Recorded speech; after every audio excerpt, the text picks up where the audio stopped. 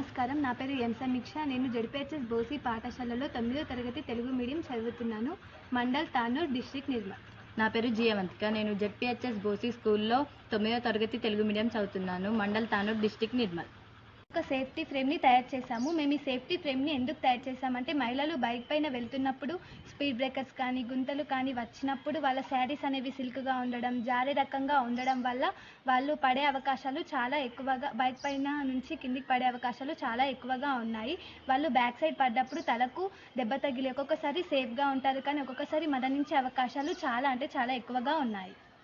కాబట్టి safety frame అనేది మేము తయారు చేశాము. బైక్ మీద వెళ్ళేటప్పుడు మహిళలు ప్రమాదాలు జరిగి కింద పడి మరణించే అవకాశాలు ఉంటాయి. కాబట్టి దాన్ని నివారించడానికి సేఫ్టీ ఫ్రేమ్ అనేది తయారు చేయడం జరిగింది. మహిళలు కూర్చున్నప్పుడు ఈ సేఫ్టీ ఫ్రేమ్ ఇలా అమర్చబడి ఉంటుంది. ఇలా అమర్చినప్పుడు బ్యాక్ సైడ్ కానీ లెఫ్ట్ సైడ్ కానీ పడే అవకాశం, గుంతలు వచ్చినప్పుడు, స్పీడ్ బ్రేకర్స్ వచ్చినప్పుడు పడే అవకాశం అనేది ఉండదు. బైక్ పైన మహిళలే కాకుండా పురుషులు కూర్చుండే అవకాశం వచ్చినప్పుడు దీన్ని ఇలా కిందికి అనుకోవాలి.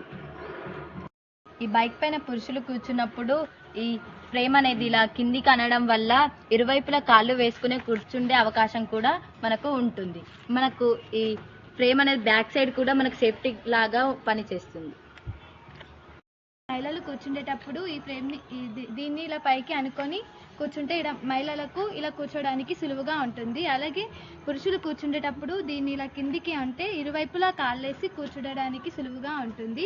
మనం దీన్ని పురుషులకు అలాగే మహిళలకు ఉపయోగిస్తాం. బైక్కి ఫ్రేమ్ని మనం ఎలా అమర్చుకోవాలంటే, ఇప్పుడు ఎక్స్ట్రా ఫిట్టింగ్గా ఈ పట్టుకునే హ్యాండిల్ ఎలాగో అలాగే మనం కాళ్ళు పెట్టుకునే స్టాండ్ ఎలా అమర్చుకున్నామో బైక్కి, దీన్ని కూడా సీట్ కింద నుంచి మనం అమర్చుకునేలా ఏర్పాటు చేసుకోవాలి. పైన మహిళలు కూర్చున్నప్పుడు ప్రమాదాలు జరగకుండా ఈ సేఫ్టీ ఫ్రేమ్ అనేది మనకు ఉపయోగపడుతుంది. ప్రమాదాలను నివారించడానికి కూడా అవకాశం ఉంది. ఈ అవకాశాన్ని కల్పించినందుకు అగస్త్య ఫౌండేషన్ వారికి ధన్యవాదాలు.